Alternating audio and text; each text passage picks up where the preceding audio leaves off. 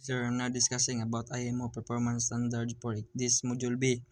Personal and functional requirements. The International Maritime Organization or IMO performance standard for International Maritime Organization require an electronic chart display and information system like this to display navigational information clearly, accurately, and safely. Two important operational functional requirements are the display of system database information and scale.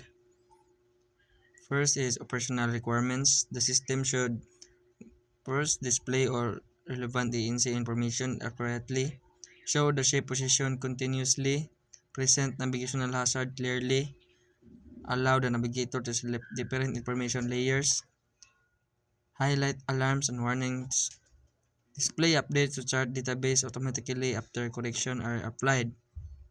Next, functional requirements. The ICDIR shall read the display option official ANC data, display symbols according to IHO standards, show coastline, depth contours, soundings, buoys, beacons, lights, traffic separation scheme, restricted areas, allows user to turn layers on or off, and last, clearly distinguish between ANC data and user-created information.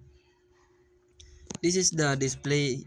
This display GPS position on is target, ship symbol, depth contours, buoy, route waypoint, safety contour highlighted, displayed information, ANC database, GPS, EIS, radar, overlay, user route, safely alarms. Importance: improve situational awareness, helps avoiding grounding, support safe route monitoring.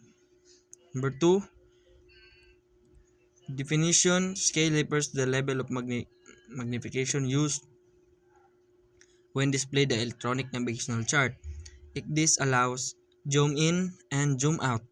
However, navigator should use the chart at its compilation scale to avoid distortion or loss of information.